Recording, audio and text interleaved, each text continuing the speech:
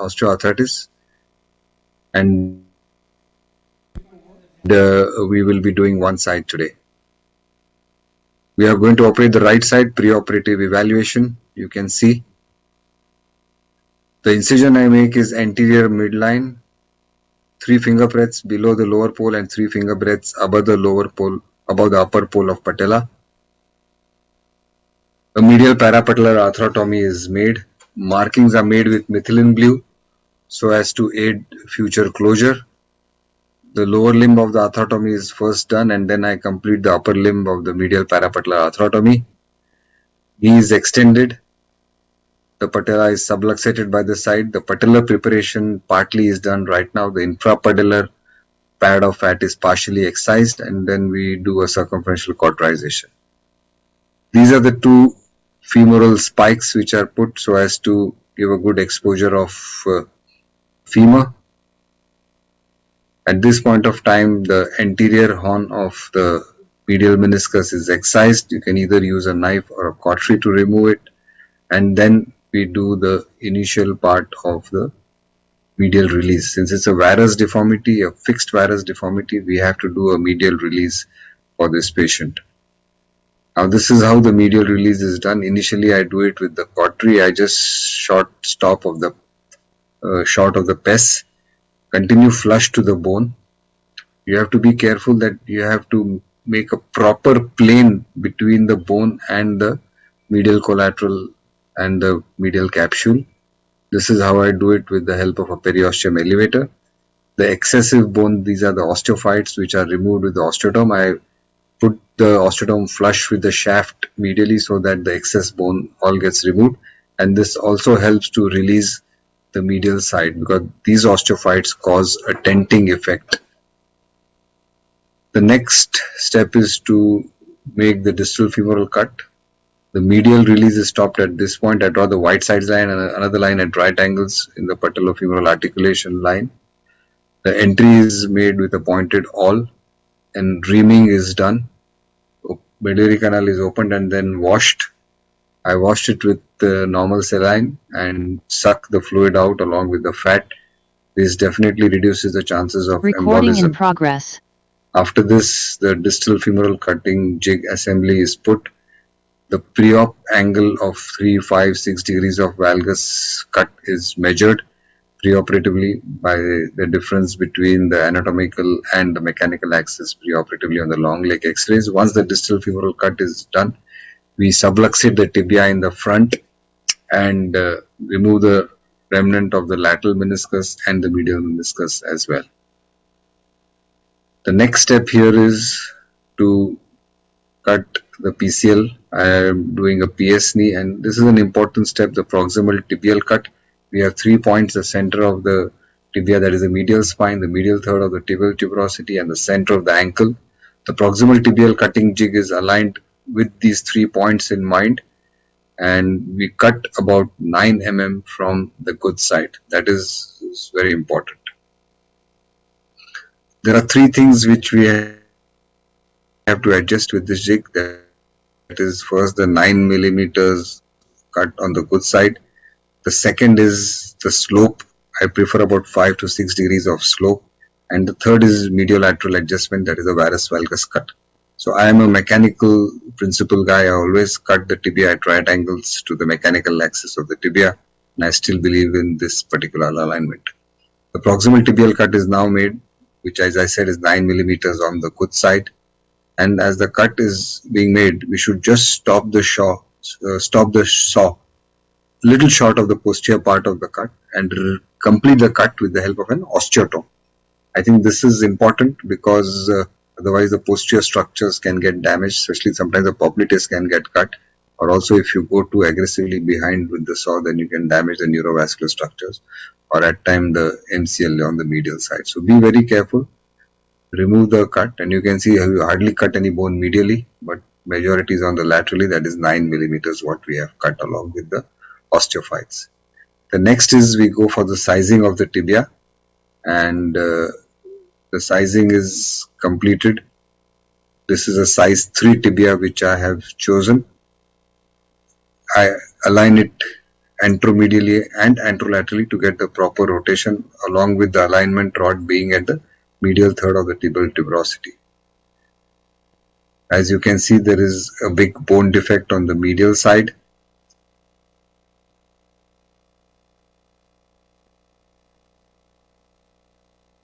The jig is placed with the help of two pins.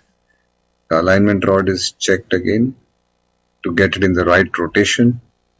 And now we first do the drilling part.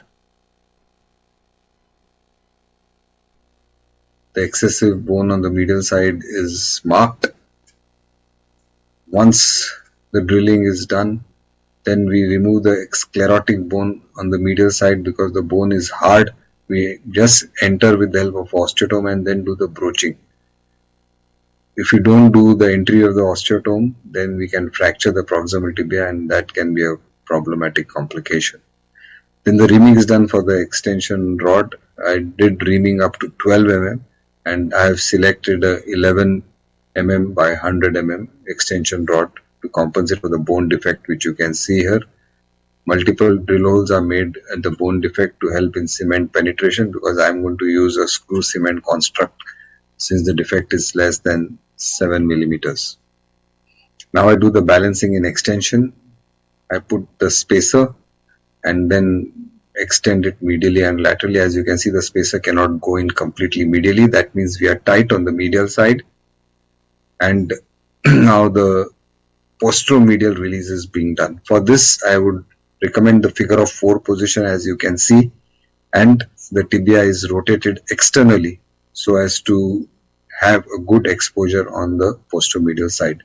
Now you can see this osteophyte, which was seen on the X-ray as well. As you can see here, this is a big osteophyte medially, and this is the osteophyte I am removing. The important step while removing this osteophyte is attached to the MCL. So you have to cut the bone very carefully from the MCL, because if you don't cut it flush with the bony part of the osteophyte and you remove a little more, you may damage the medial collateral ligament. So that is an important step. Once this osteophyte is removed, you again get a lot of release, because that is causing tenting and tension on the medial structures. So this osteophyte is now removed. We further go posteromedially to get any release, and this is how the posteromedial release is done in the figure of 4 position. The other soft tissue structures which are there posteriorly along with the part of the meniscus are now excised. You have to be careful again not to damage the medial collateral ligament. This is the posterior part of the medial meniscus, which is being removed with part of the capsule, and this helps again in the release of the tight structures on the medial side. We also do release on the posterior aspect of the tibia because the patient has some flexion deformity. Our release now at the moment is over. We now go to the femoral side. This is the 3-degree external rotation jig. We pin the jig on both the sides, and now we'll use a laminar spreader to see how much is the gap in flexion. Yes, sir. The important here. Just pause. Yes, I paused it. Yeah, thanks. Okay, can I ask a question to one of the panelists? Let's see, Dr. Pramod, can you hear me? Yeah, I'm able to hear you. Now, so far, Dr. Sancheti has not done any soft tissue assessment using the spacers to see how much of the medial release is required. Is that something which you all do as well, or do you do something very similar to what he's doing? Or do you put a spacer to see when after the proximal tibia, the distal so normally, yeah, to see the extension gap? Is that something? Yeah, first we see the extension gap and then because sometimes regularly do that. The release has to be titrated along with what the gaps are. I mean, that is how I tend to do my measured dissection with soft tissue release. So, what is the opinion of any other panelists? Feel that there is no reason to do any spacer step after the proximal tibia and distal femoral cut to see the extension gap? Anybody can take this, Akash, Pramod, or any other panelists? Regularly, yes, normally. Sorry, please carry on. So after the distal femoral and proximal tipicals, definitely I check with the this thing extension gap with the spacer first. Then only I go ahead with this thing. For the release. That is Okay. What about you, yeah. Akash? Even I always check with the spacer block, but I'm not too stressed about if I get a little bit of tightness on the medial side. I can Right. wait and do it later on as well. So I'll check, but I'll not Yeah. do the balancing straight up. No, but so what I'm saying is, after you do the initial part of soft tissue release, then you take an extension balancing and then do further depending on what is required. Am I right in that? Yes, sir. Yes. Yes. Okay. Okay, great. I'm not going to discuss about the subvastus approach here because there is a video specifically by Dr. Delaney for the same. But towards the end, we'll discuss as to how and why the choice between a PSD was vis-a-vis a CRD, because that is a very important question. A lot of junior colleagues are keen to know whether they should do CR or PS, and we'll get your views on that a little later once this video is completed. Okay, Dr. Mahavir, you can continue, please. Thank you. Okay. The important step here is to have a equal rectangular flexion gap. Now you can see here, we will use a laminar spreader and distract the space, flexion space, and at the moment you can also see visually it is more on the lateral side and less on the medial side. That means the space is trapezoidal. At this point of time, what I would like then to do is reconfirm what the measurements are and then externally rotate the femoral component so as to get an equal flexion gap. Since the gap is less on the medial side, I have to externally rotate by removing the medial side pin, and I will remove it 2 millimeters. So 2 millimeters up will extrapolate to 2 degree of more external rotation. So that means my total external rotation will now be 5 degrees. And once I do this, I will get an equal flexion gap. That is something which is very important for me because I believe in this step. I would now then remove the soft tissue from the suprapatellar pouch. We do not remove the entire synovium and the soft tissue, but just remove as much as is required for the component to sit, because if you remove excessive synovial tissue from the suprapatellar pouch, you may get stiffness. There are some osteophytes seen in the suprapatellar pouch as well, which need to be removed. Now you do the anterior referencing. We have marked the posterior referencing, and then you take the sizing of the femoral side. This is a size 4 on the femur. Tibia was size 3. It's fitting well mediolaterally. Now we do the posterior cut. As you can see, here care has to be taken to protect the MCL while you're doing the medial side posterior cut, and while you're doing the lateral side, you have to protect the popliteus. The anterior cut is done. First we do on the medial side. If there is no notching, then you do on the lateral side. And here we have to be very careful you don't notch. Now you can see the piano sign, which is so nicely seen, and that is showing that a good rotation has been achieved. The cut of the bone from the posterior cut is removed along with the soft tissues, and any capsular tightness is felt for. You remove the excessive capsule and the osteophytes posteriorly, and then we move to the notch cut along with the anterior and the posterior chamfer cuts. So this is how we will do the notch cut.